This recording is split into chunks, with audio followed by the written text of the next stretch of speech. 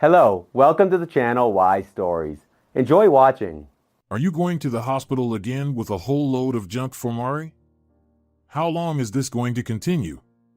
Victor angrily asked Senora Delgado when he saw her in the kitchen. Marina had been in the hospital for 6 months already. After extended chemotherapy and treatment, the doctors had given her a final and very discouraging diagnosis. The tumor was growing and the disease was progressing. Since her hospitalization, neither Senora Delgado nor Victor had known any peace. She spent all her time in the hospital, and he worked 2 shifts to continue paying the mortgage for the apartment they lived in. "Victor, what business is it of yours what I take there? You should visit Mari more often yourself. After all, she's your wife. And you have no shame or conscience. When was the last time you saw her?" Senora Delgado snapped. "Well, what's the point of going there if she's going to die anyway? Torturing myself, and her along with it. Hold your tongue. By the way, I earn money so that you can buy all this nonsense that she's not allowed to eat anyway. And we keep spending.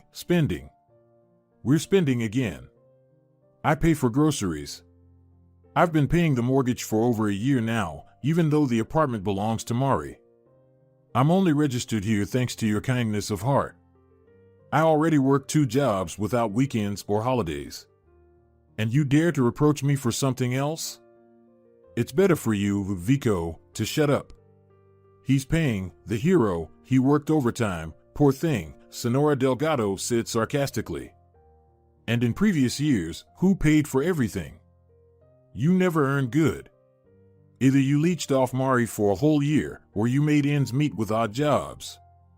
Shame on you. All your life, Mari earned more than you, worked hard, and never had a moment of rest.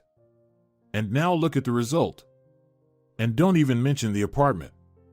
In all 15 years of your life together, you didn't pay the mortgage or even the utility bills once. And now you're working so hard only because you don't want to end up on the street. Your mother is not a stupid woman. She pushed you onto your wife's shoulders when she had had enough of you, you scoundrel. I don't understand what my Mari saw in you. And what you've been living on all these years, like you had a gold mine, so you should thank me and Mari. You'd be living in a 1-bedroom apartment at best right now if I hadn't agreed to sell 2 of my rooms and give you money for the down payment.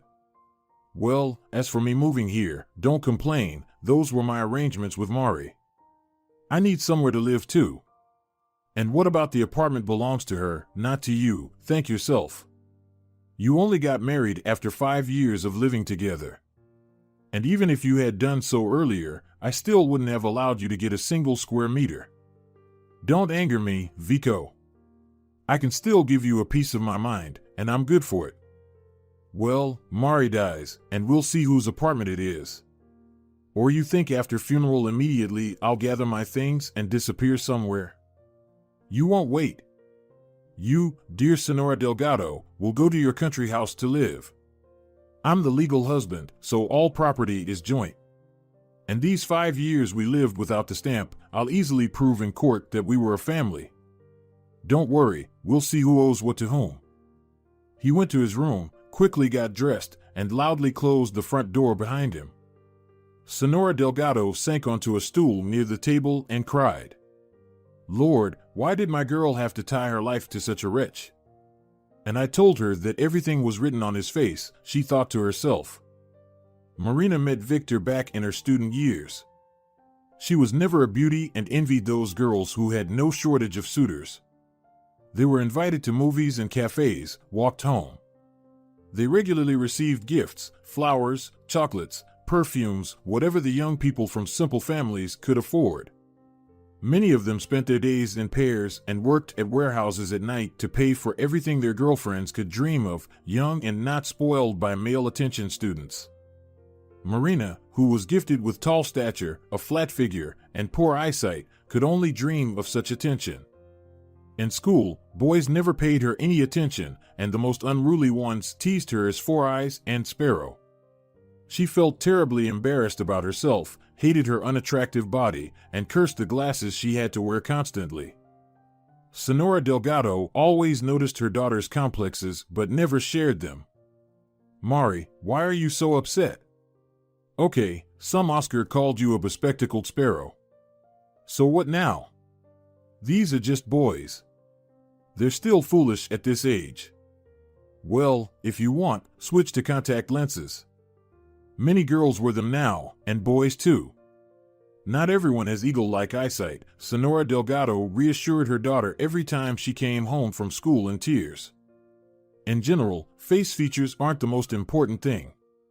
What will these painted dolls achieve in life, who have been ruining their skin with tons of cheap cosmetics since they were 15, just to please that riffraff from the neighborhood? Once you grow up, mature, everything will change. But the years went by, and nothing changed. Even if you replace glasses with contact lenses, tall stature and a flat figure won't go away. Higher education and prospects in life are good, of course, but they won't replace the joy of college days, dates, moonlit kisses, joint countryside walks, and other romantic attributes that only beautiful girls can experience. These thoughts firmly settled in Marina's head since school when she experienced the full harm of ridicule because of her appearance.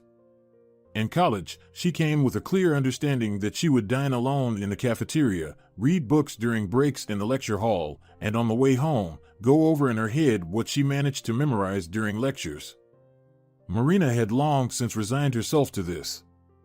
While everyone else was having fun, skipping classes, and studying just to avoid parental scolding, she would acquire knowledge that would allow her to find a decent job in the future. When, after 2 years of profound student loneliness, he sat down next to her in the college cafeteria, she was very surprised. They had never crossed paths before. "May I have lunch with you?" the young man politely asked. "Today there are so many people, all the tables are taken. And I've already got my lunch. It's uncomfortable to eat while standing." "Why not?" "Look, there's a whole group of young people eating by the windows, and they put the food right on the windowsills," Marina chuckled. She looked at the young man and saw tension in his eyes. He took her sarcasm seriously. Marina hurried to apologize. "What? I was just joking," she said with a smile. "Of course, sit down, I don't mind if you join me for lunch." It turned out he was studying in a different department, so they had never crossed paths in the lecture halls. After they finished their lunch, Victor clearly didn't want to leave. "Would you like a pastry?" he asked. "I can buy it myself if I want." Although, on the other hand, she was pleased that he offered to take care of her. No young man had ever bought her gifts, even if they were as insignificant as pastries in the college cafeteria. Victor bought pastries, 2 coffees, and they spent quite a while in the cafeteria. It was the first time Marina skipped a class. But for Victor, it was the norm. He often overslept, was late, and sometimes, after getting to the college, he would turn to the nearest internet cafe and play games all day. Returning home from the college was not that simple for him. His mother would create a real scandal. "Where will you get accepted with such grades? Oh, God bless my nerves. You'll end up in the army." Senora Cortez lamented while looking at her son's performance in school. Mother's predictions came true. Victor struggled to pass exams and could only get into the paid department. Well, what could be done? They would have to pay. "Son, just don't skip college so they don't expel you. Otherwise, you'll end up in the army," Senora Cortez lamented, mentally calculating whether her savings would be enough to pay for her son's education and live on if, by chance, she lost her job. She raised Victor on her own, and there was nothing more important to her than her son's happiness. With age, this excessive care began to annoy him. Since school, he had been thinking about how nice it would be to move out from his mom's place, but he had nowhere to go. "Mom, why are you so obsessed with the army? They might draft me, and that's it. People serve only for a year nowadays. If I get expelled, I'll just go serve, and that'll be the end of it," Victor responded to his mother's comments. "Are you a fool? What about hazing? What if you end up in a hot zone? Try not to study, and I'll give you a good scolding," Senora Cortez threatened. "You know me, I have a strong character. I strongly advise against defying me. Do what I tell you, and everything will be fine in your life. Once you get your diploma, I'll find you a job. I have some connections. And then we'll see. The main thing is to have an education and a job." Victor was afraid of his mother. She was a tough person with a dominant character. Her word was always law in the family. She divorced Victor's father when Victor was just a year old. He couldn't handle her pressure. Only as an adult, Victor understood that. Although his mother claimed that she had kicked his father out of the house because of his drinking and partying. "Your father. I don't even want to talk about him," Senora Cortez said sternly when Victor asked about him. "You've never seen him, and you shouldn't. He would have taught you to drink, party, and do nothing. He lives in another city. After I kicked him out, he left, and I never saw him again. Thank God I haven't seen him in years, and it's better not to know him at all." That's how Senora Cortez responded to all her son's questions about his father. And he never tried to find out anything himself. It wasn't worth it. Victor was convinced that if his father loved him, he would have found a way to communicate with him. And since he had never even tried to meet in all that time, it meant that his son wasn't needed. Victor didn't want to delve into other details. It wasn't his business. Meeting Marina changed his life. When Victor sat down next to her in the cafeteria, he didn't even think that things could turn out so well. Like her, he had never been popular with girls. Short and with a fairly stocky build, all of this didn't add to his attractiveness, despite having a handsome face. But he still wanted to be in a relationship. After all, he was no longer 15. His body demanded it, and the prospect of living his whole life with his mother was not appealing. A few months after they met, he asked Marina out. She was over the moon with happiness. Victor set aside money for flowers and cafes from the pocket money his mother gave him. He had no intention of combining his studies with work. It was too much of a burden. He understood that she found him attractive, and at a certain point, he decided that they should move in together. The question of where to live was resolved on its own. By that time, Marina already knew about Victor's difficult relationship with his mother, so she offered him to move into one of Senora Delgado's rooms. At that time, they were living in a good communal apartment not far from the center of capital. Senora Delgado owned 2 large and spacious rooms that she inherited from her mother. Marina never knew her father either. Her mother didn't like to talk about him. They separated almost immediately after her birth, and he had no involvement in his daughter's life. "Vico, but I need to talk to my mom first, and you need to talk to yours.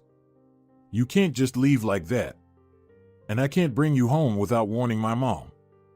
It's not right."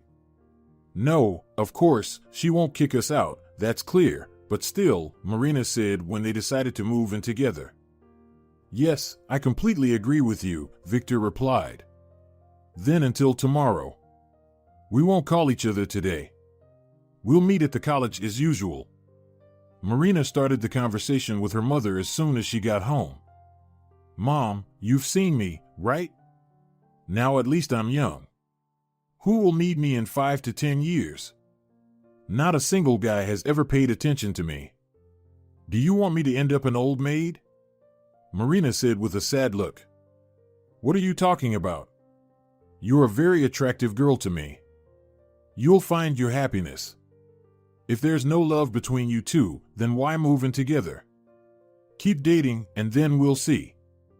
"Mom, I love him. He's good, kind, and not stupid. He's getting an education. We're a perfect match for each other. We'll have a good family." Senora Delgado didn't want to lose her daughter. She was afraid that if she insisted on her position, Marina would leave home. She had no choice but to agree. After all, it was Marina's choice, and she couldn't influence it. Her daughter was already an adult. Senora Cortez was also not thrilled with this idea.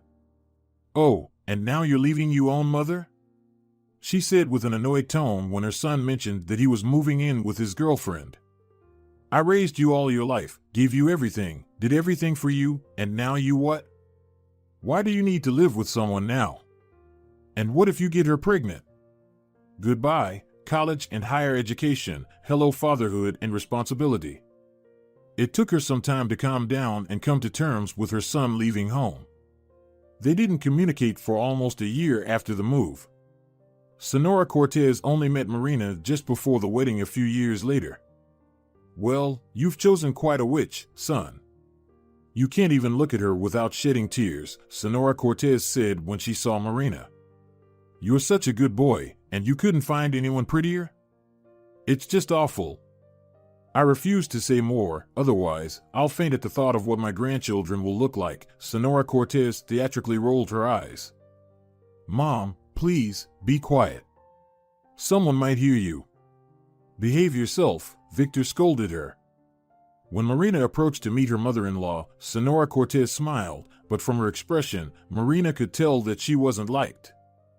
Throughout their 15 years of living together, they had crossed paths only a few times. In most cases, Victor went to visit his mother alone, without Marina. Just before the wedding, Senora Delgado sold 2 rooms in the communal apartment and gave the money to Marina as a down payment for a 3-room apartment. At that time, Marina had been working for 2 years, so the loan was approved quickly. Mari, I did it this way so that we can formalize the deal before the wedding, said Senora Delgado. This will be your wedding gift. The main thing is that you register the apartment in your name, so that he has no claim to it if anything happens. 3 rooms, even though far from the city center, is a good thing. If a child is born, it'll have its own room. We'll transfer ownership immediately after birth. But if not, it's still better to have space than to be cramped. Mom, what are you talking about? We're going to register Victor no matter what, he's my husband.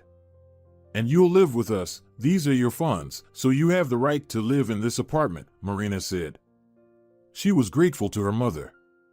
Of course, living in a room, even in a very good and decent communal apartment, or in a 3-room apartment with her mother was incomparable. After the wedding, Marina registered Victor in the new apartment when they all moved in together, her, him, and Senora Delgado. Husband and wife should be registered at the same address, as Marina believed. She didn't consider any other options. They lived reasonably well. Marina worked as an economist and earned a good income. True, most of the money went towards the mortgage, but Marina didn't complain. She was grateful to her mother for helping with the apartment purchase, otherwise, they would have lived who knows where. Despite the fact that Victor managed to graduate with difficulty, he never found a decent and steady job.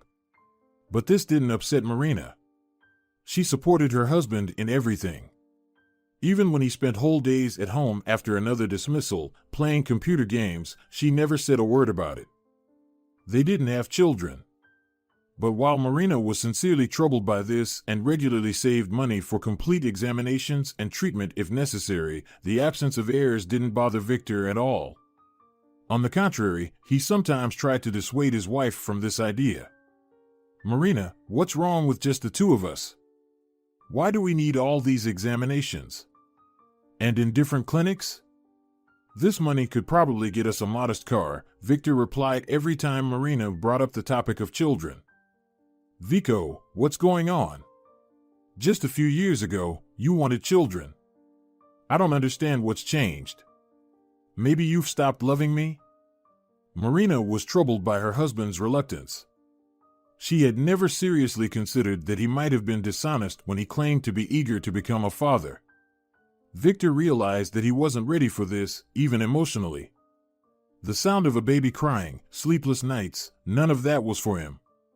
He was perfectly content with the life he had, and he didn't want to change anything. Marina didn't know that her husband had stopped being faithful and had been seeing his former colleague from work for almost 2 years. She didn't pay much attention to the fact that they were becoming less intimate. On weekdays, Victor was often delayed somewhere when he was supposed to be at work, and on weekends, he often didn't come home, claiming he was going to the sauna with friends. Marina worked too much and was too tired to analyze her husband's behavior. But she didn't give up on the idea of undergoing examinations, even after Victor's numerous pleas. Senora Delgado worried about her daughter and sincerely couldn't understand why Victor was so opposed to it. They had all the living conditions they needed, and she deliberately purchased a large apartment with a separate room for a child and all amenities. "Don't listen to him," she told Marina. "Don't care about what he thinks. The main thing is that you want a child and that you're able to give birth. You have housing, and you have a job. If anything happens, you can stand on your own feet. And don't get upset, don't despair. I also had you late, and there's nothing wrong with that." Marina felt extremely uncomfortable hearing this. She wanted a child with her beloved husband, dreamed of raising and caring for him together, playing with him, changing diapers. But these plans were not meant to come true. After the examination, she returned home gloomier than a cloud. Victor was absent again. He said he was going fishing with friends. "That's even better. I'll share it with his mother first, and then I'll tell him," she thought to herself. When Senora Delgado heard the diagnosis, she turned pale. "Mari, how can this be? You're so young," she began to lament. "Mom, let's not do this. Young, old, it's that type of cancer that can strike anyone. I'll have more examinations at several other clinics, consult with doctors." But the test results were bleak everywhere. If after the first examination Marina still had some hope that the doctor had made a mistake, after visiting 3 more specialists, she had to come to terms with her fate. "Mari, but this can be treated, right? You will undergo treatment, won't you?" Senora Delgado understood that this was a rhetorical question. Marina would undoubtedly undergo treatment, and Senora Delgado would do everything to help her recover. But there was no guarantee that the treatment would be successful. 6 months of chemotherapy had yielded only minor results. Marina had even started to believe that someday she would recover and return to her old life. But a few months later, the tumor began to grow again. The disease was progressing rapidly. Marina barely had time to realize it before she could no longer move on her own. The pain was excruciating, and Senora Delgado called for an ambulance. A few days later, Marina was admitted to a hospice. Victor reacted indifferently to what was happening, and Senora Delgado could clearly see it. Not that he didn't care at all, but right after Marina was taken to the hospital, he initiated a conversation about how to move forward. No words of sympathy or regret. He had to take on 2 jobs to continue paying the mortgage. There was very little left, and he hoped that in the event of his wife's death, the apartment would legally become his. Senora Delgado spent all her time at the hospital. She could see her daughter fading away, and deep down, she knew it.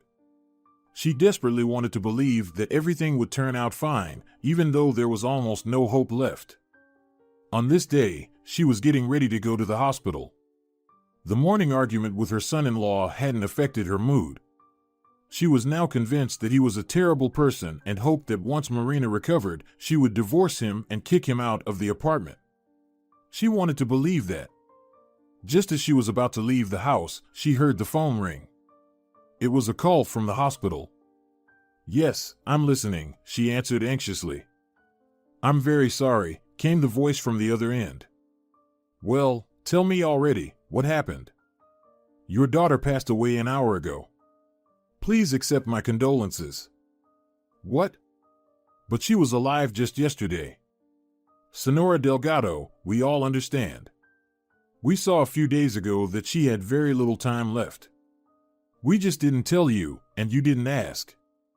We will contact the morgue and let you know when you can pick up the body. Bring the necessary documents. Once again, my condolences." Short beeps sounded from the other end of the line, but Senora Delgado didn't even pay attention. For her, the world had turned upside down the very moment she heard the doctor's words. She sank down against the wall in the corridor and burst into tears. Her dear Marina, her only daughter, her flesh and blood, was gone, and she was still alive. Only then did she realize how terrifying it was when children left this world before their parents. "I'm going to the country house for a few days, want to visit the church," talk to the friendly priest, and be alone, said Senora Delgado after the funeral. Don't you dare cause any trouble while I'm gone. I'll deal with you when I get back. And, Victor, you should consider moving in with your mother. No shame, no conscience. You stood at the funeral like a statue and acted at the memorial service as if you hadn't buried your wife but had come for a tea party. Shameful. It's not for you to reproach me, Senora Delgado, retorted Victor. Leave your morality to yourself. We still have to divide the property in 6 months. Don't forget that. I've been paying the mortgage for the past year and still am, so I have no intention of giving anything up to you. Victor, I've told you everything. You won't get anything, don't even hope for it. Marina bought this apartment before she married you. And my money was spent on the down payment, which can be easily proven. Don't count your chickens before they're hatched. You can go live with your mother if she'll have you, of course. Although I'd kick such a son out of my life. We'll see who gets what, replied Senora Delgado. The court will force you to reimburse me for the money I paid for the loan or allocate me a share. In any case, I won't be leaving here for the next 6 months. I'm registered here, don't forget. And if you think I'm not serious, I might as well quit my job and stop paying the mortgage. Your pitiful pension won't even cover half the payment, so the bailiffs will kick you out long before 6 months. Then you'll go with me, Victor. What nonsense are you talking? Have you lost your mind completely? Who's the one losing their mind here? I told you everything. Go to your country house, have a safe trip. Senora Delgado closed the door behind her and headed for the bus to the house. The journey was not short, and she needed to arrive by evening. On the way, she thought about the need to close the mortgage early when she returned. She had savings, but would they be enough to pay off the loan? In the worst case, I can pay for a few months and then find a job to cover the remaining payments, she thought to herself. She set a goal for herself to evict Victor from the apartment. Unlike her daughter, she had never felt any sympathy for him. He had never become a family member for her. He always acted solely in his own interests, never thinking of anyone else, and had practically driven Marina to her death. Senora Delgado held Victor responsible for her daughter's death. He had never been a source of support or stability for the family. Unfortunately, she also felt responsible for not raising Marina to be more self-assured, and she blamed herself as a mother. For many years, Marina practically worked for a single mortgage. Yes, she had decent income, but the payments were quite substantial, and the lion's share of her salary went toward repaying them. She even supported her husband.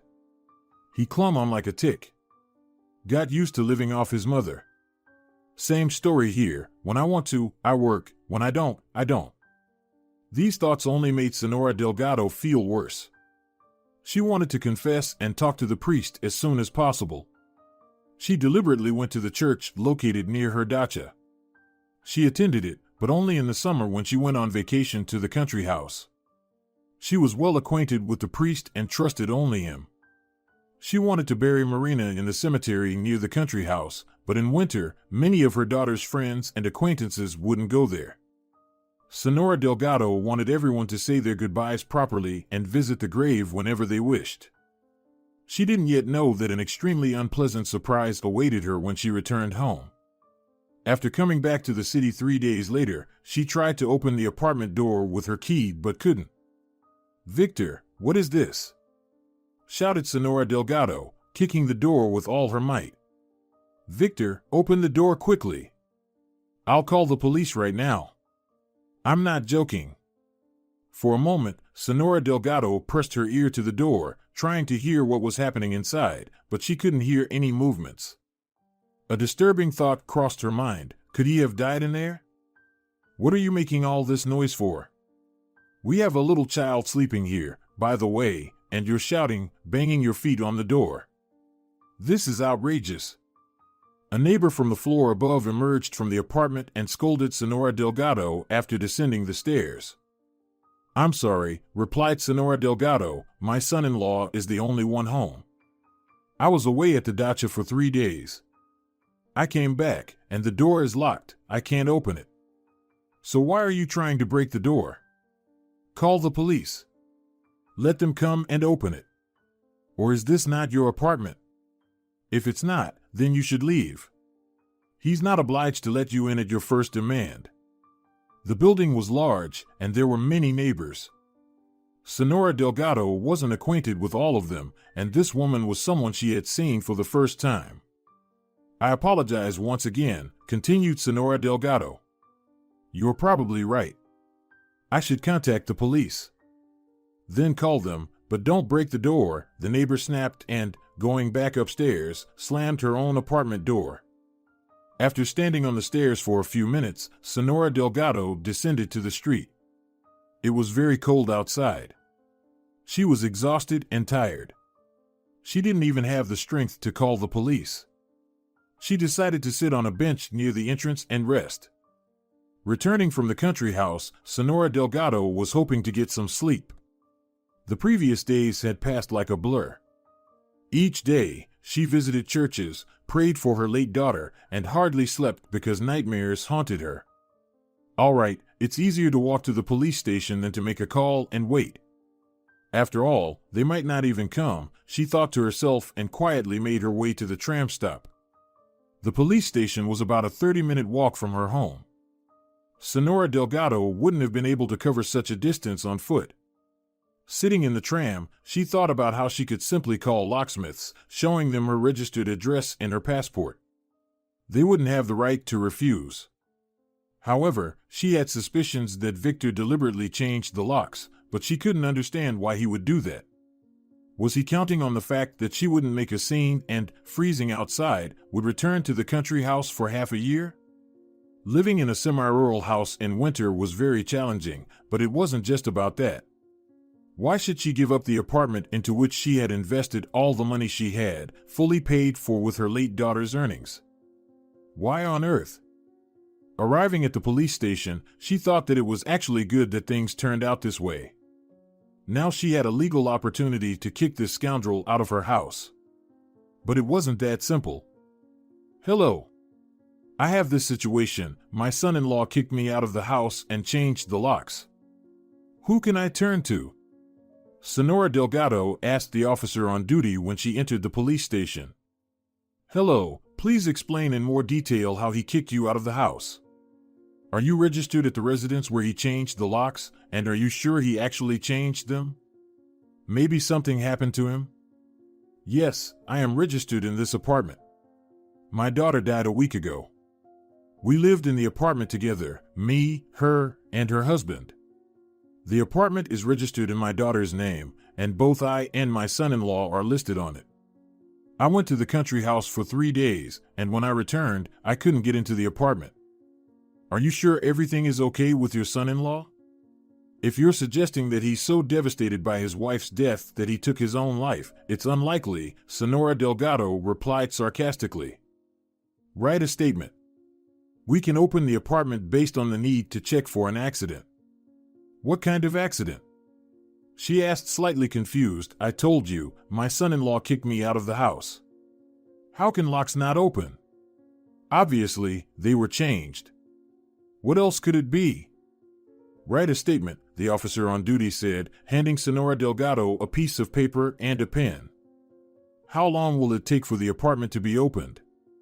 I have nowhere to go, not even a place to spend the night. I would like to get into my apartment, where I am registered and have the right to reside according to the law. I've heard you. As soon as you write a statement, our team will go with you. We'll open the apartment, make sure everything is fine with your son-in-law, and then discuss your family situation further. Most likely, what happened between you falls outside our jurisdiction. You'll need to resolve it in court, as it's not a criminal matter. But he had absolutely no right to kick you out of the house since you are registered there. We'll get to the bottom of everything. 2 hours later, the police team opened the apartment. Senora Delgado immediately noticed a pair of unfamiliar women's shoes in the hallway. She rushed into her daughter's room and found Victor sleeping alongside another woman. The room reeked of alcohol, empty bottles stood on the floor, and there were remnants of food on the plates. So here's your son-in-law. As you can see, he's alive, well, and even looks quite good, said the police officer. Senora Delgado grabbed the blanket from the bed, seized the frightened girl by her hair, and dragged her down the hallway. The police officer had a hard time pulling the enraged woman away from the girl and tried to calm them both down. "You wretch! You scum! Get out of here!" shouted Senora Delgado. "Don't touch me! Let me throw her out into the stairwell!" she yelled at the police. "Please calm down. Otherwise, I'll have to hold you accountable for assault and hooliganism as well," the police officer said sternly. "I'm sorry. But you understand, my girl hasn't been buried for long, and he's already lying in her apartment, in her bed, with some tramp. What a scoundrel, my God!" Senora Delgado burst into tears, and the police officer continued to console her. He genuinely felt sorry for this poor woman and sympathized with her grief. "Here, take my passport," the blonde girl handed her document to the police officer. "My name is Alejandra, it's all written there. Just so you know, I'm not a prostitute or anything like that. I came to visit him. We've been dating for a long time, over a year." "You wretch!"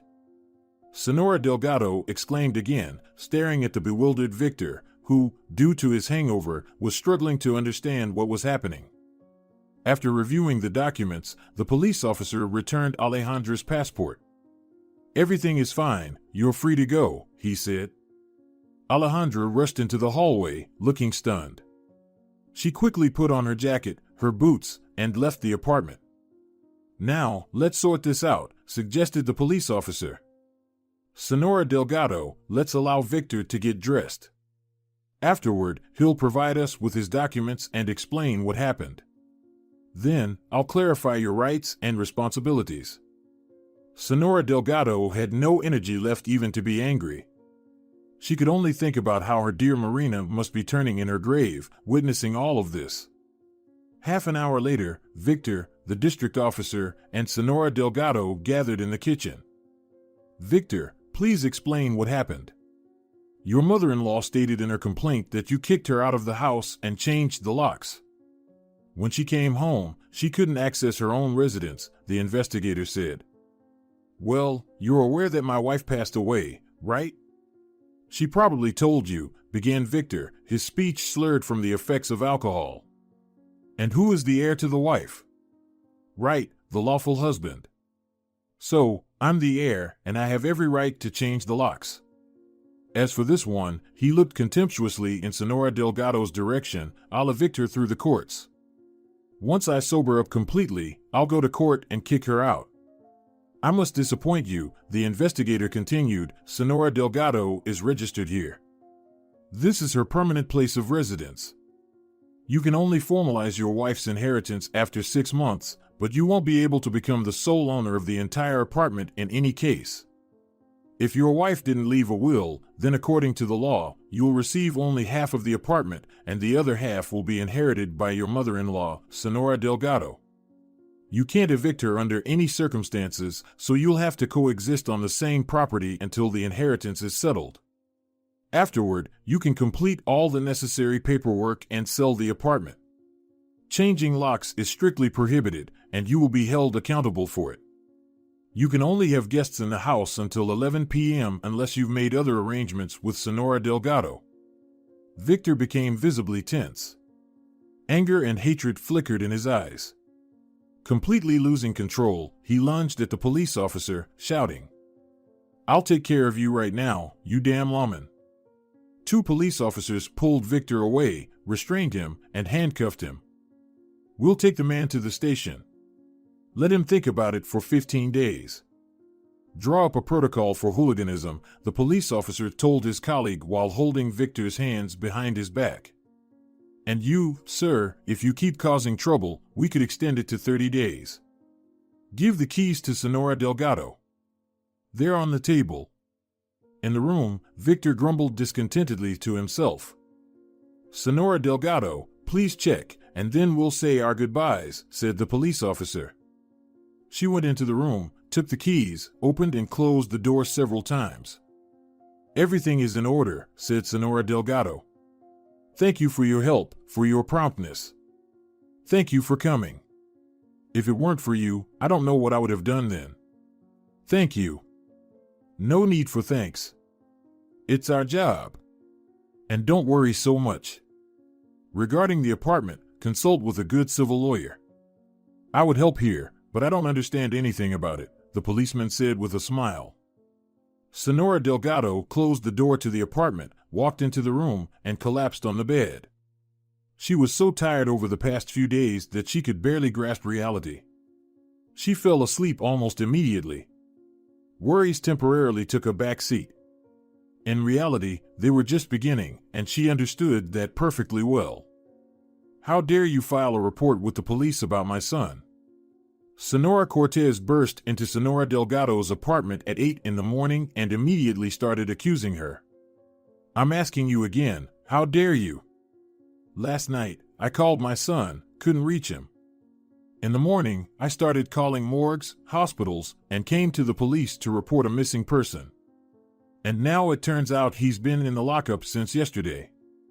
Do you even realize what they might do to him during these 15 days? Senora Cortez, let's calm down, go into the apartment, and we'll talk like reasonable, civilized people, Senora Delgado calmly replied. You're yelling so loudly the whole staircase can hear you. I couldn't care less about you and your neighbors. I'll go in, yes, with your permission. You seem to think this is your house only. But I'll only go in to tell you everything I think of you, and I'd be glad to never see you again. I used to hold back. After all, my son was married to your daughter. But now I have nothing to hold back for. Senora Delgado closed the door to the apartment, and Senora Cortez immediately went into the kitchen, without even taking off her shoes. So here's what I want to tell you, Senora Delgado. If anything happens to my son, I'll make your life a living hell. You'll remember me for a long time, she continued. I told him from the beginning that he shouldn't get involved with your daughter. It wouldn't lead to anything good. And what's the result? He spent a year on your rundown property, and now you want to take everything away from him? What audacity! Senora Cortez, your son only spent a year working, and the rest of the time my daughter was supporting the family. And yes, in case you've forgotten, he was in and out of work. Their entire life together was tumultuous. Only my Marina brought any bread to the family. And your son had the audacity to bring some floozy into her apartment, into her room, right after her death. Do you think that's normal? So, what you mean, he's not supposed to live now, is that it? Marina died, Marina won't come back. But my son is still young, he's only 35, he has a whole life ahead of him. He's in the prime of his life. Didn't you think that he might bury himself next to your daughter? God forbid. I've never wished anything bad for Victor. But his behavior has crossed all acceptable human boundaries. Let him bring his floozies into your apartment. Let them have a blast right in front of you. But there won't be a trace of his woman here, I promise you. And he won't get any share of the apartment. Don't even dream about it. We'll see about that. Legally, he should get half of Marina's remaining property. After all, they were married for 15 years. It's not child's play. Not 15, but 10. The first 5 years they were just living together. And I really didn't want my daughter to tie her fate to your son. I understood what kind of person he was back then. My son did Marina a favor when he married her. She saw herself in the mirror and, unlike you, didn't have illusions. She evaluated her husband and did everything to keep him from leaving. Who else would need her? You, Senora Delgado, have too high an opinion of your daughter. Not only was she unattractive, but she was also sterile flower. For all those years, she didn't give birth to a single child for my son. Because she couldn't. And she couldn't due to her bony figure. She had no health, she was nothing but skin and bones. Where would children come from? Senora Cortez said with a smirk. After these words, Senora Delgado couldn't bear it anymore and grabbed Senora Cortez by the hair. What are you doing? Have you gone mad? Let go of me. I'll go to the police. Senora Cortez screamed in pain. What a grip. Release me immediately. I couldn't care less where you go. Listen here. If you ever show up at my doorstep again and dare to say a word about my daughter, I'll strangle you with these very hands. I have nothing to lose. So, did I make myself clear? Senora Delgado tightened her grip on Senora Cortez's hair and tilted her head back. Crystal clear, crystal clear. I'm leaving. You're insane. It's dangerous to be in the same room with you. My son would really be better off living with me until the inheritance is sorted out, or else you might hurt him, or God forbid, kill him. Senora Cortez got up from the kitchen table and headed for the exit. Goodbye, I won't keep you, Senora Delgado said, turning the key in the lock. She didn't expect this behavior from herself, but she couldn't bear to listen to insults about Marina from a woman she had barely seen, maybe 5 times in her life, and who didn't even attend the funeral. No mother could endure such an insult. After Senora Cortez left, Senora Delgado cried for 2 hours, then called several law firms and made an appointment for a consultation. We can communicate online if this format is more convenient for you. In this age of modern technology, there is no need to waste your time on unnecessary trips, the young woman said politely. The online format isn't quite for me. I don't understand computers very well, Senora Delgado replied. Can we talk on the phone? Yes, of course.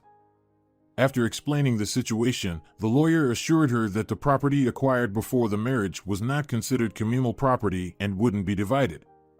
The lawyer also inquired about Marina's accounts and other assets.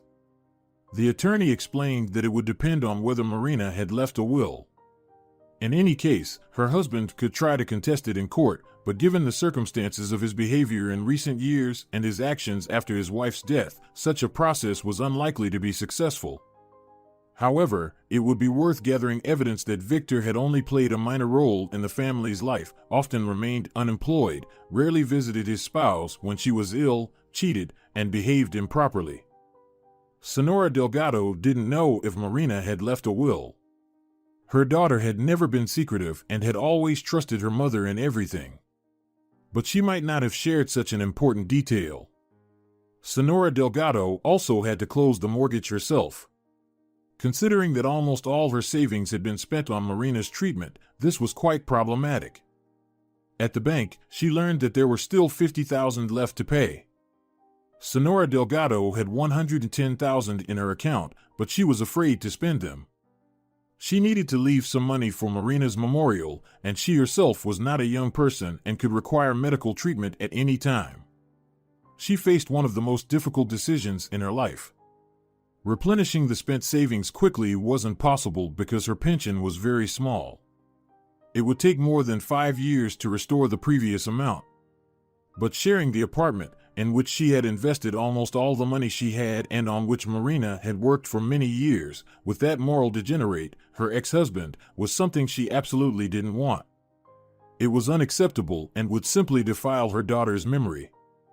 The decision was made by itself. The next day, Senora Delgado went to the bank and transferred the missing amount to close the mortgage. Then she went to the funeral home, made a down payment for the monument, and scheduled its installation for a month later. Returning home, she felt calm and free for the first time in a long while. The problems were solved, and even though partially, she didn't experience such strong stress anymore. And, of course, she didn't know what awaited her ahead. 15 days later. Why haven't I been able to reach you for 2 weeks now? I've been calling and calling, but your phone is unavailable. I saw the notification that you appeared online, and I called immediately. Vico, what's going on? Are you avoiding me? Sandra said in an anxious voice. I apologize for misunderstanding your previous request. Here's the passage with direct speech indicated by hyphens. No, Sandra, I'm not avoiding you. How could you think that? I've just been released from prison. I'm on my way home now, Victor replied. What are you saying? Released from prison, Vico? What happened? Senora Delgado filed a complaint against me because I changed the locks. Well, you remember that scandal. You witnessed it all. When you left, the police officer called us into the kitchen and started explaining our rights and all. Well, I couldn't take it and expressed everything I thought. So, they locked me up for 15 days. Where are you now? I'm going to my mom's place. I'm sure she's already talked to Senora Delgado. Maybe they've come to some agreement, but I won't go back there for sure. It's dangerous. Who knows what else that old crazy lady might come up with? She's completely lost her mind after her daughter's death. Anyway, let's not dwell on the sad stuff. How are you? Vico, we need to meet urgently and talk. It's very important. Sandra, I've just come out of that hellhole. I want to go home, take a proper shower, eat, get some sleep. Let's talk tomorrow. We can meet somewhere in the city. We'll go to a cafe, sit down and talk. Vico, it has to be today. It's really urgent. Okay, I'll head home now. I'll take a shower, eat, get a few hours of sleep, and then I'll come over wherever you say. Is that okay? Yes, all right, we've agreed. Let's meet in some cafe downtown, maybe on Central Street, for instance. Sandra, it's expensive there. How about I come to your area, and we'll figure it out from there? Okay, that works. But I definitely won't be able to sit in my place, don't count on it. Both my mother and father will be at home all day. All right, for now. I'll call you when I'm on my way. He was almost falling from exhaustion as he walked back home. One thing made him happy, it was nothing like Senora Delgado's place. He was sure that his mom had prepared all his favorite dishes for his arrival so he could eat well and get some rest. My dear boy, how are you? Are you all right? Senora Cortez rushed to hug her son right from the doorstep. These 2 weeks had been like torture for her. She'd wake up at 5 in the morning and struggle to fall asleep. She couldn't sit still. Various thoughts, unpleasant ones, kept haunting her mind, and she tried her best to push them away. Oh, look how overgrown you are, my dear, she continued to fuss. Mom, calm down, everything's fine. Yes, it's not paradise there, not even close, but it's bearable. They didn't beat me, and they even fed me. Although I can hardly call that slop they serve their food, Victor said with a smirk and immediately went to the bathroom to wash his hands. Sweetie, I've prepared everything. I counted the days and knew they would release you this morning. Last night, I even called the police just to be sure. If they hadn't let you go, I would have given them a piece of my mind. I've made some pastries. I'll make your favorite omelet now. I didn't prepare it in advance so it wouldn't get cold. Mom, I'm going to take a shower, you can make the omelet in the meantime. While Victor ate, Senora Cortez tried to explain to him why it would be better not to return to Senora Delgado's apartment until the property division was settled.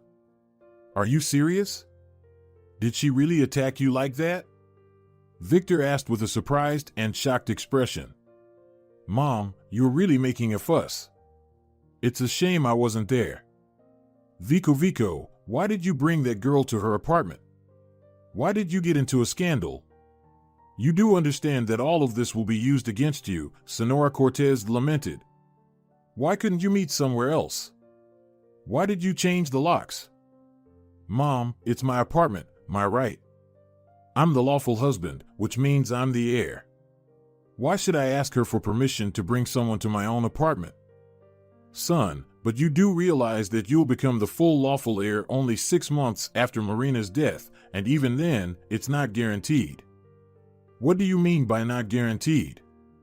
Victor slammed his fist on the table. Do you want to convince me, like those investigators, that I have no rights? Vico, don't get angry. You know the laws yourself. Of course, we'll fight for the apartment, but we need to do it smartly, not impulsively. All right, go rest. I have a meeting in the evening. Wake me up around 8 so I can get there by 9, or I'll oversleep. I'm so tired. And who are you meeting with, if it's not a secret? With Sandra. It turns out she's been trying to call me for these past 2 weeks, looking for me. She doesn't have your phone number, and I didn't have a chance to tell her that I got detained for 15 days. Son, is it serious between you two? I don't know, Mom. We met at my previous job, and we started dating when Marina's problems really escalated. I just couldn't take it anymore. You know, she disappears at work, makes plans known only to her, or spends the whole day in the kitchen with her mom. I was exhausted. But Sandra, she's different. I don't know if it's serious.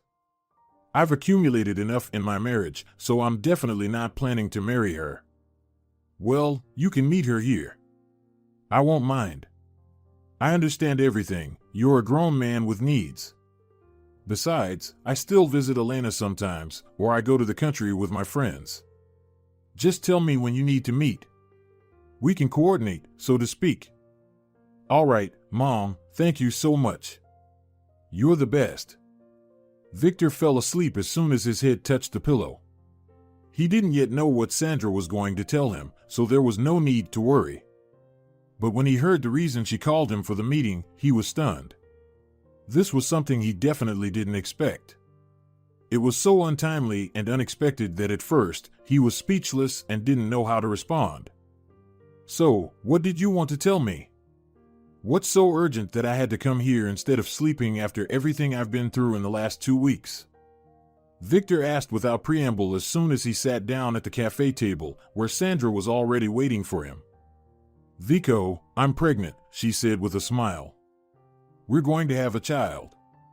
He tried not to show that he was in shock. This was definitely not part of his plan. After a minute of heavy silence, Sandra continued. Aren't you happy? I thought you'd be delighted. I'm sorry for asking, but are you sure it's my child? He asked. Of course, it's yours. Whose else could it be? Vico, how could you even think otherwise? No, that's not what I meant at all. I'm sorry. I just wanted to be sure, just in case. So, what are you planning to do? What do you mean? Give birth, of course. Vico, are you really not happy? I thought we were serious about each other. Sandra, have you thought about where we'll live? And more importantly, how? You'll be on maternity leave.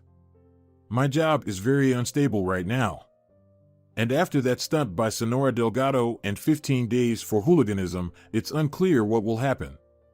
We don't have our own place to live, unless it's with your parents or mine.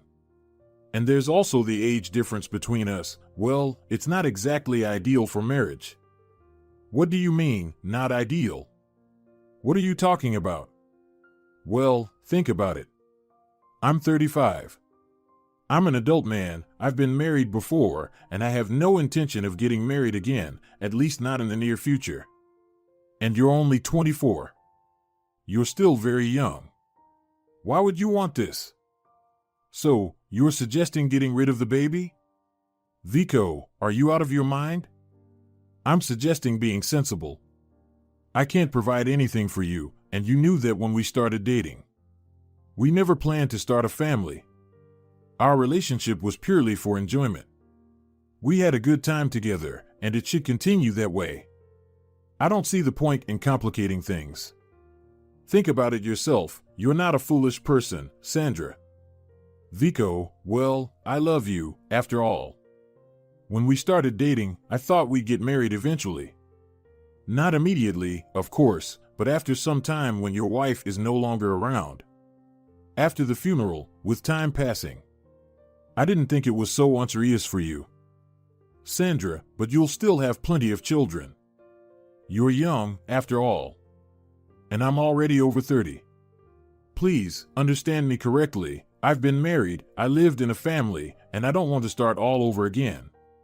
So, what are you suggesting, the moving in with my mom or your parents? What if my mom doesn't like you, like she didn't like Marina? She just hated her. And we were the same age, classmates, and essentially a good match. And your parents, will they be thrilled to have me as a son-in-law? To tolerate my potential mother-in-law for another 20 years until the child grows up? I'm definitely not ready. I'm sorry. Sandra was completely bewildered by what she had just heard. She genuinely thought that Victor loved her. She loved him for who he was.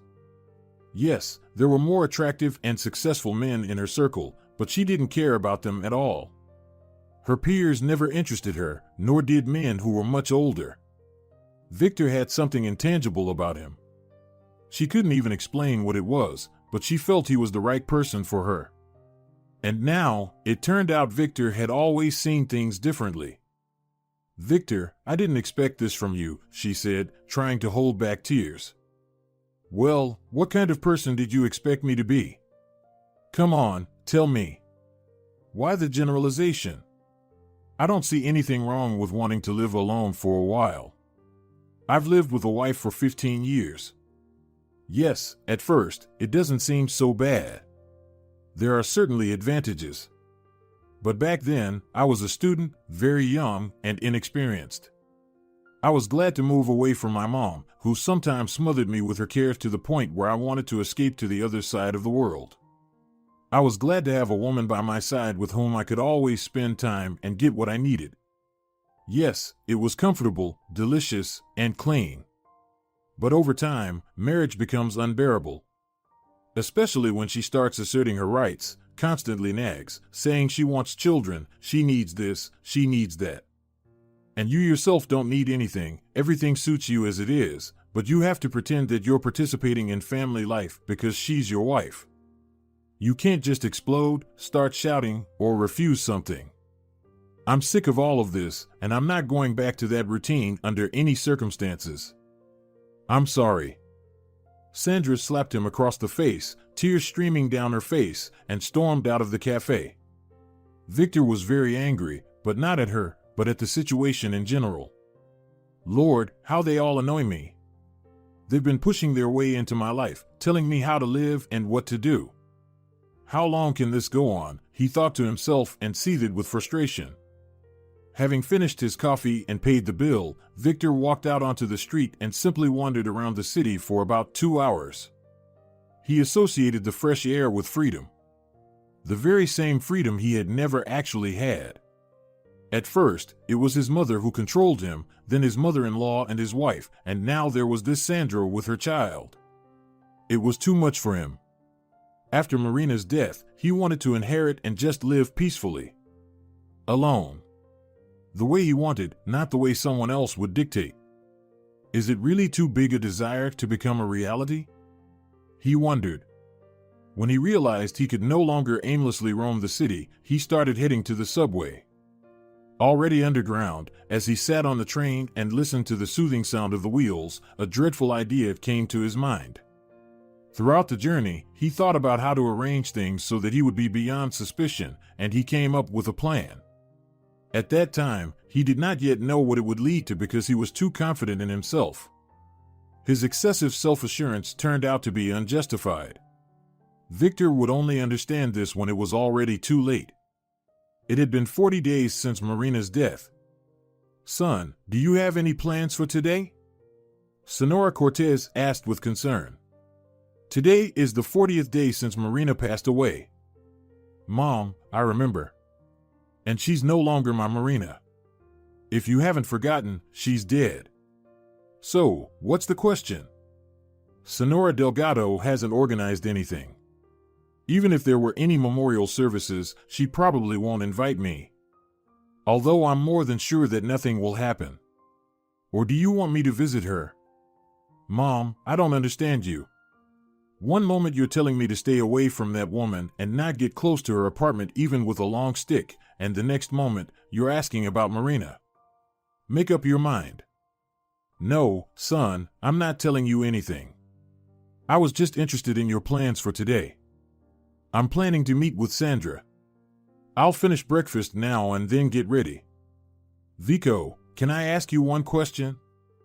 "Mom, go ahead, of course, just ask faster, or I won't be back home until late again." "How's your job?" "Well, the old one is understandable, you got fired. But in general?" Mom, why all these questions? What kind of job can I have now after everything that's happened to me? I'm stressed out. Give me some time to recover. I'll find something in a couple of weeks. Vico, why are you getting upset? I just asked, that's all. All right, Mom. That's it, I'm going to get ready. He hadn't told her anything about Sandra's pregnancy, and since she ran away from the cafe that day, he hadn't seen her, hadn't called her, and hadn't written to her.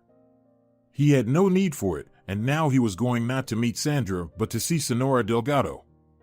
He had wisely decided not to tell his mother about it. He didn't know what Senora Delgado was doing today. If she had indeed organized a memorial service, he would be an uninvited guest, and all his plans would fall apart. But if not, he would do what he had planned. He simply had no other options. He couldn't afford to miss the opportunity to inherit a 3-room apartment, which he could sell at a profit, buy a 1-room apartment for himself, and live peacefully for quite some time on the remaining difference from the sale. And he had no intention of doing so. Gathering his thoughts, he went to the cemetery to visit Marina. On the way, he bought some flowers. When he reached the grave, he saw Senora Delgado sitting next to it. She was in tears. He quietly approached and sat down beside her, placing the flowers on the grave. Oh, my daughter, I didn't protect you. Forgive me. I'm a bad mother, a terrible one, lamented Senora Delgado. She didn't even notice when Victor sat down next to her. It was only after a few minutes that she turned her head toward him and asked, "Why did you come here? How dare you? Scoundrel! Wretch! Senora Delgado, you are wrong to think that way. I'm going through a tough time too. Marina and I weren't complete strangers. We lived together for so many years. I was unfair to her." Victor struggled to shed a tear for the sake of his sincerity. "She was a good person, a good wife, but I wasn't very good," he continued. "Oh, Victor, I don't believe in your remorse. If you were truly remorseful, you wouldn't have brought a loose woman into the house so quickly. And you cheated on my Marina. You're a real scoundrel. Although, on the other hand, all men sin in this way. It's our sad lot as women to wipe your drool all your life and endure your escapades. You shouldn't doubt my remorse, Senora Delgado. While I was in prison, I thought a lot about how I kicked you out into the cold and changed the locks at home, and about our life with Marina and our relationship. I was wrong in many ways, but you can't turn back time. Besides, I'm not so young anymore to change. Truth is truth. Well, however reluctantly, you're still my son-in-law. We've lived under the same roof for so many years. Let's remember my Marina. We'll sit down, have a drink or two in her memory." At that moment, Senora Delgado was very vulnerable, and Victor understood that. She needed someone by her side right now, someone to keep her company, immerse themselves in shared memories of her beloved daughter, and talk about her and only her. Victor, despite his behavior, was perfect for this role. She took the bait, he thought to himself, and, out of courtesy, asked just in case, "Didn't you invite anyone for the memorial service?" "Victor, we don't invite people to memorial services. People come on their own if they want to. And if they don't want to or can't, they remember the deceased at home." Victor called a taxi, and they went to Senora Delgado's home. On the way, they stopped at a store. To appear genuinely moved, Victor bought everything necessary. Senora Delgado didn't believe a word he said. But on this day, she simply couldn't bear to be alone. She couldn't even imagine what Victor had in mind and how bitterly she would regret inviting him over. "You know, I've decided not to claim the apartment," Victor, slightly tipsy, said. "It's wrong and unfair. Marina worked so hard for all those years, and you helped us a lot back in the day.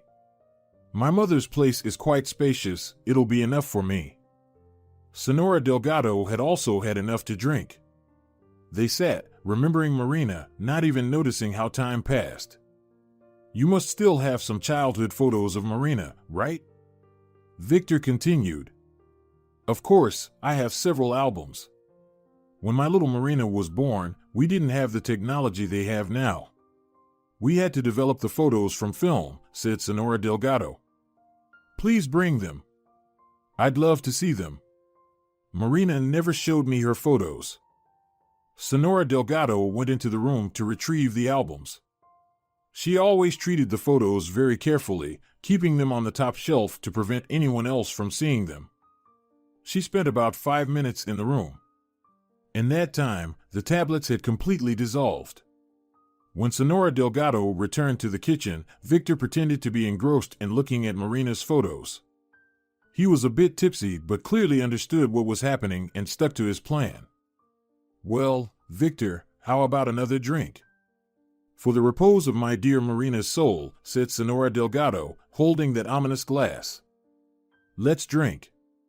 No need to hold back, Victor replied and immediately bit into some bread and cucumber. She was such an interesting and unique child in her childhood, he continued, pretending to be enthusiastic about Marina's photos. Yes, she was a very special girl to me. And so clever, so clever.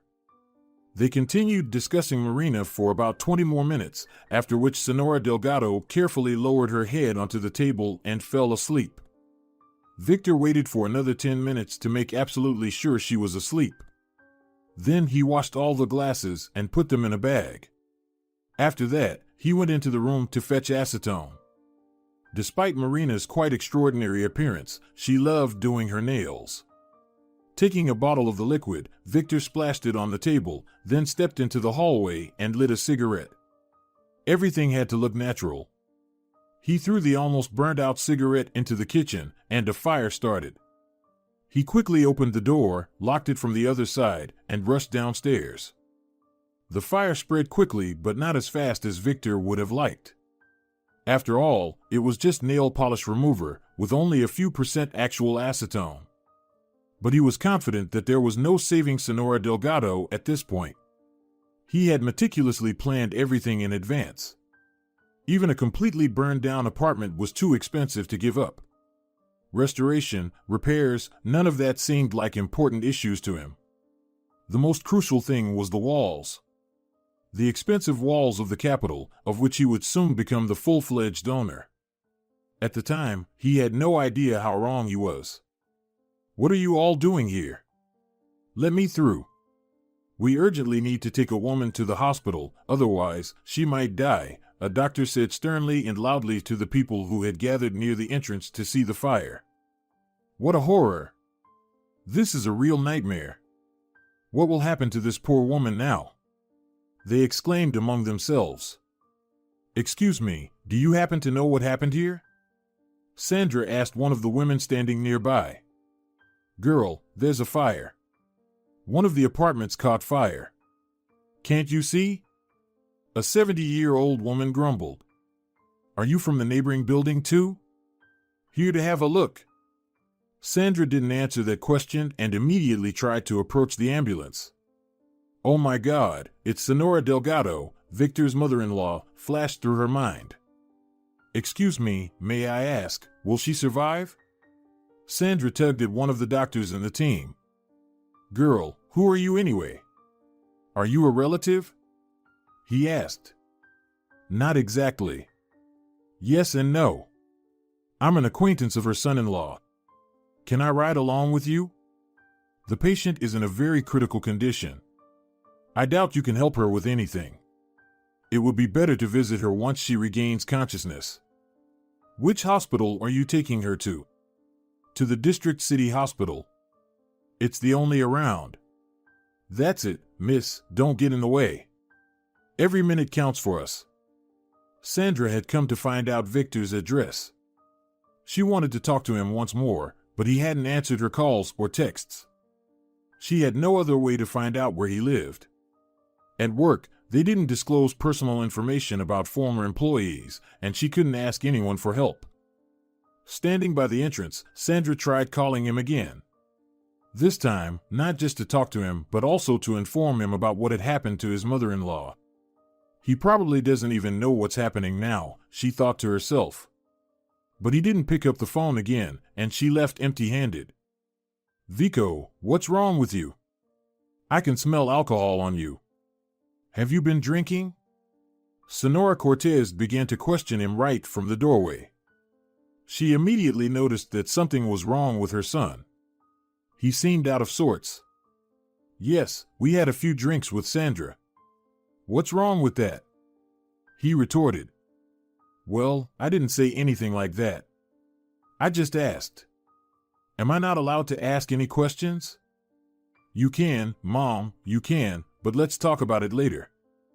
He quickly slipped into his room, unpacked the bag containing the crystal-clear glasses, and placed them on the farthest shelf of the sideboard. Ideally, I should throw them away, of course, but for now, let them stay, he thought to himself. Victor fell asleep almost immediately and woke up the next morning when Senora Cortez entered his room. Son, why did you sleep in so late today? Are you feeling unwell? I've already prepared breakfast, she said gently, partially opening the door. No, Mom, I'm perfectly fine. I'll be right there.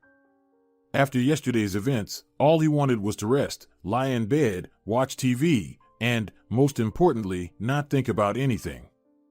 He was sure that he had executed his plan flawlessly. His thoughts were interrupted by a series of knocks on the door. Lord, who could it be now?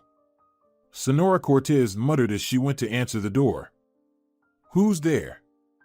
Open up. Police. Came the voice from behind the door.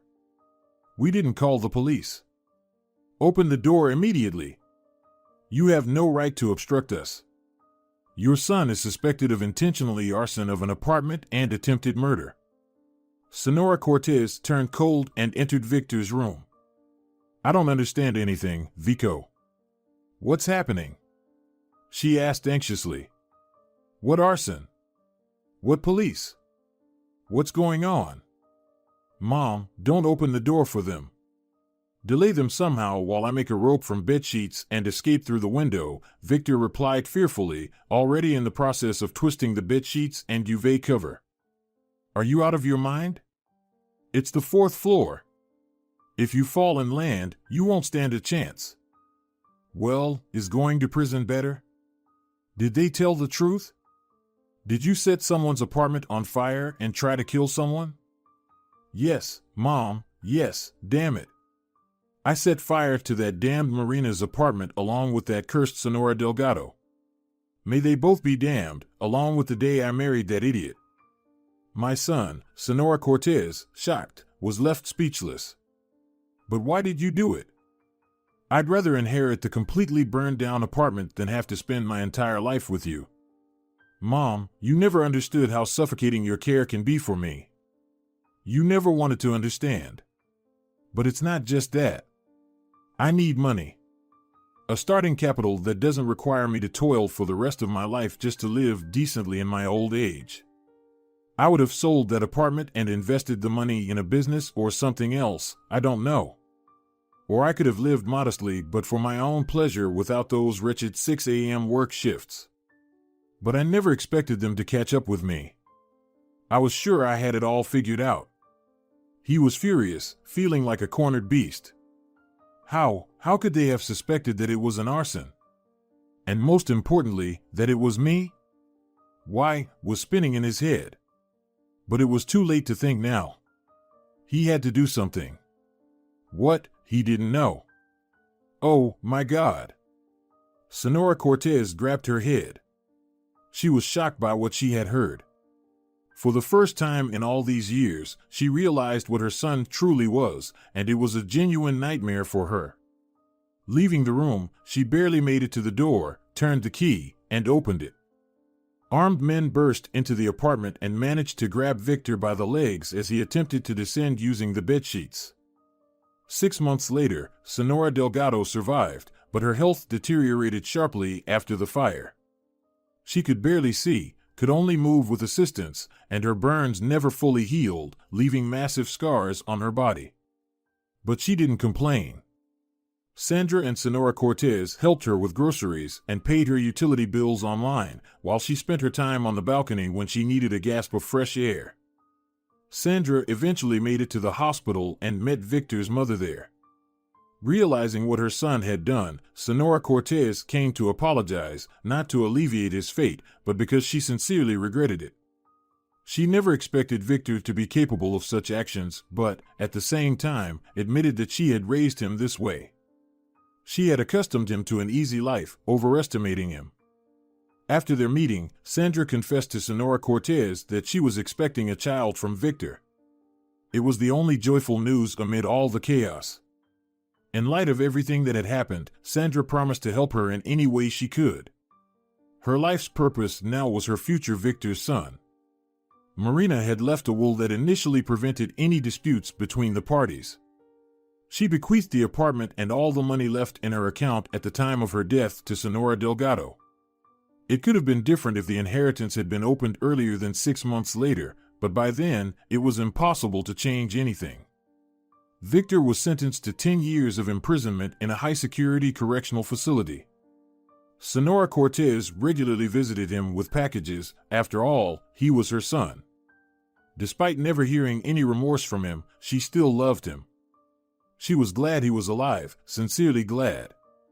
If she hadn't decided to inform the police back then, and if they hadn't managed to catch him by the legs in time, who knows what would have happened to him.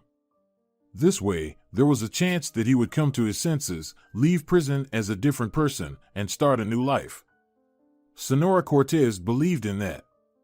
Since a neighbor had immediately called the firefighters, most of the apartment was saved from the fire. The neighboring apartments were also spared, so they only had to renovate the kitchen and part of the hallway.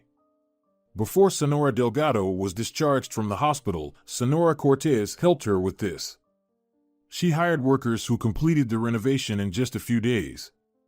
Sandra said she didn't know if she could ever forgive Victor. She wouldn't wait for him to be released from prison. If she met someone else, she wouldn't avoid relationships. She didn't believe that Victor would ever change. However, she wouldn't stand in Senora Cortez's way when it came to her grandson. She had dreamed of it for so long, and she deserved happiness. Sandra believed that Senora Cortez wasn't to blame for having a son like Victor and sincerely hoped that her own son wouldn't be like his father. If you're enjoying it as well, leave a like and